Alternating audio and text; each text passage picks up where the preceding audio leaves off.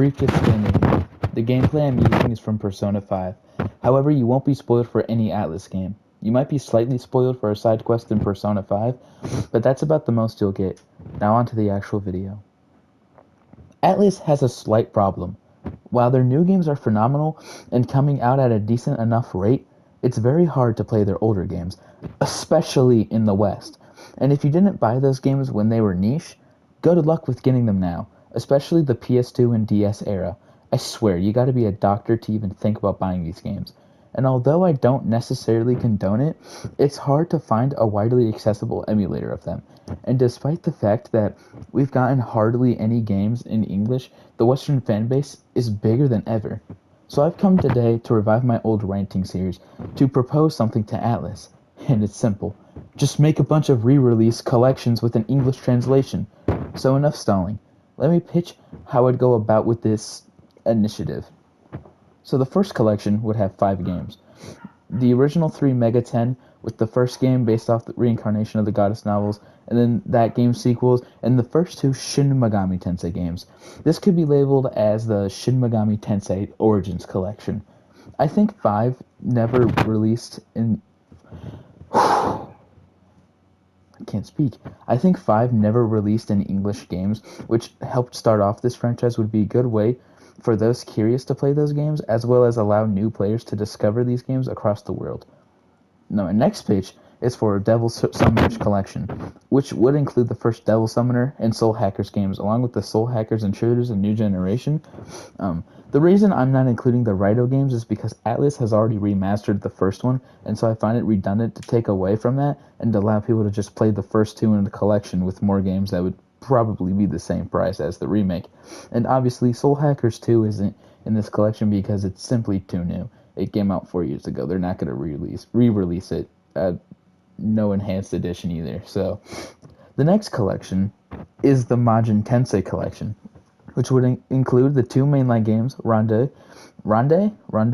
which is technically the 3rd game, and the 2 mobile games. In total, 5 games. These games are strategic RPGs and commonly overlooked in the wider Mega 10 series. I am very curious about this series and would really love to play these games. Any of these games in this video, really, aside from Persona. Actually, no, I haven't even played the original. Alright, so this next collection, while it's not as popular, it would have the most games in it. I'm talking about Last Bible. Now, although I said this collection, implied, would have 7 or 8 games, I think it should be known that most of these games, or one of these games is an enhanced edition to the first one. It's crazy, even back then, Atlus is making enhanced versions of their games. Realistically, this collection would probably sell the least, but I still think it's important for it to come out. The next collection is a pretty niche one, and that's a Demi-Kids collection, which would cover all the games in said series, which are Black Book and Red Book, White Book, Light Book and Dark Book, Puzzle Decal, which is like a puzzle game with Demi-Kids characters, Book of Fire and Ice, Messiah Riser, and then SMT Devil Children, which, yeah, with a whopping 10 games, and 11 if they include the card game. Alright, so now it's time for the big boy, the Persona collection. Now this collection would either have 3 games, 4 games, 6 games, or 7 games, and it depends on what versions are included in this game. Personally, I want Shin Megami Tensei If to be in this collection, as it is sometimes considered to be Persona 0, and one of the characters is in the first 3 Persona games. Now, where do the other 6 games come in? Well, the first 3 Persona games, P1 and the Persona 2 Duology, all have 2 versions, the PS1 and the PSP. Now, in an ideal world, we get both of them and are able to switch between which ones we want to play. But I feel like it's more realistic if we only get one version, and I suppose the PSP version would probably be the best. So I'd say this collection would have 4 games, SMT If and the PSP remix of the original Persona trilogy, Old Sona, if you will. I also feel like in an ideal world, First Mission Aegis would also be in this collection, but I feel like a release of Old Sona is already asking too much. Now, one thing I want to touch on before I end this video is a Digital Devil Saga Duology collection. I feel like it's more likely to get a remake of each game separately than to just get a collection of both of them.